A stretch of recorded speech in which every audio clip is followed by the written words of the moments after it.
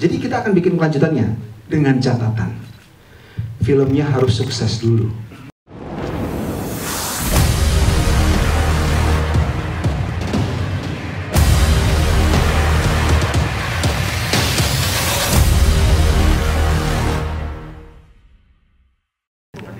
Sebenarnya kita meletak, oh berdiri, maaf.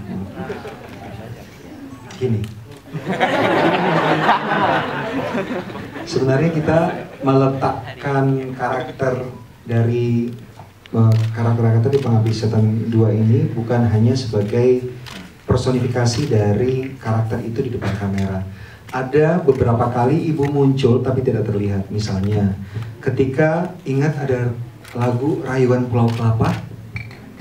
Nah, kameranya kan gliding ya.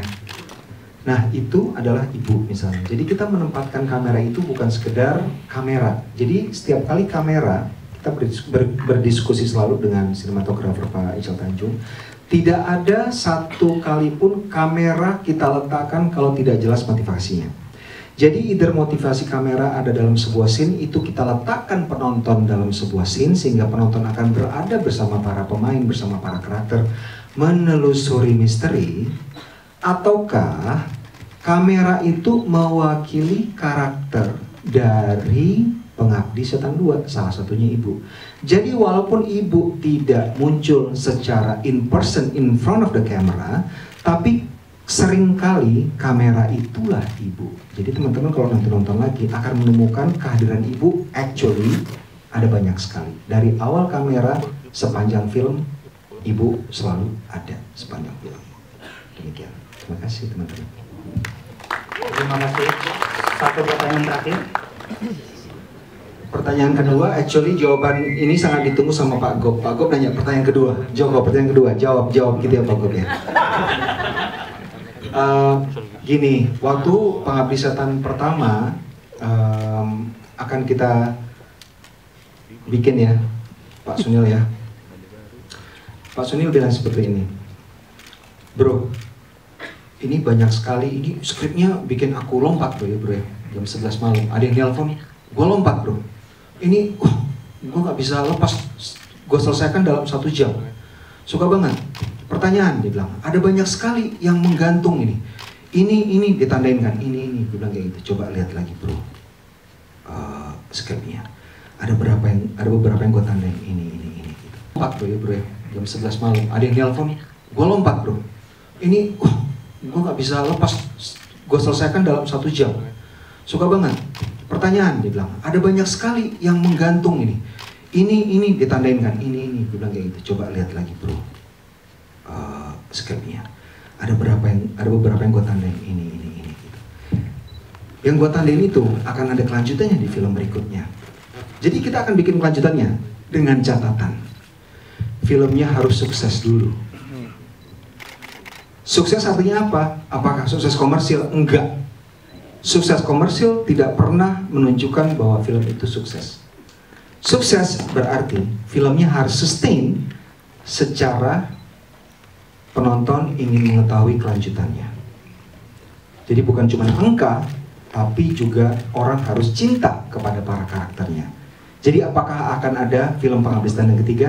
Kita akan lihat apakah penonton akan cinta apa enggak ke karakter-karakter yang ada di Pengabdi Setan kedua, dan jawabannya akan kita ketahui dalam waktu yang singkat. Terima kasih. Juga sangat menarik banget karena film kita ini ketika filmnya gelap, kita syutingnya benar-benar gelap teman-teman. Kita menggunakan lighting yang natural. Artinya, kalau misalnya teman-teman lihat beberapa film Indonesia, juga film luar juga seperti itu. Kalau syutingnya gelap, kadang-kadang syutingnya terang, digelap-gelapin, sehingga nggak natural. Nah kalau kita syuting gelap, ya gelap karena apa? Kita mau bercerita lewat senses, indera. Kita bukan cuma bercerita lewat visual yang flat, kita ingin bercerita melalui indera perasa. Karena apa? Ketika kita menonton film, ketika gambarnya tidak natural, itu hanya mata yang di-attack atau diberikan sajian. Tapi indera kita merasa ditipu. Kalau misalnya kita dipertontonkan sesuatu yang natural, lightingnya natural. Kalau misalnya pakai korek ya korek, kalau misalnya pakai lilin ya lilin, center ya center. It feels natural to our body. Kita paham, kita sadar setiap saat dalam dunia nyata kita merasakan itu. Karena natural, badan kita merasakan sensasi di seluruh permukaan kulit. Dan ini science ya, bukan cuma saya ada-ada. Ditambah dengan sound yang natural juga. Jadi ketika kita bikin Pengabdi Setan 2, everything dikalkulasikan sedemikian rupa sehingga penonton itu masuk ke dunia Pengabdi Setan, masuk ke rusun tersebut dan tidak secara artifisial tapi secara natural. Jadi mereka dibawa masuk ke alam yang natural sebagaimana yang dialami oleh para karakternya. Bahkan pemilihan lensanya juga adalah lensa yang mewakili mata manusia. Jadi tidak ada, kalau teman-teman lihat tadi di film Pengabdi Setan, tidak ada yang ekstrim close up sehingga kita, itu siapa ya gitu. Tidak ada penggunaan drone misalnya. Kita tadi nggak ada film yang dari drone dari atas karena itu matanya siapa? Apakah mata elang? Kan kita nggak mungkin tiba-tiba ada elang melihat rumah susun, kan enggak. Makanya ketika kameranya gliding, itu siapa? Itu ibu masuk mengunjungi anak-anaknya. Dia masuk ke dalam TV. Jangan disiarkan teman-teman, karena itu spoiler. Ternyata yang spoiler saudaranya sendiri.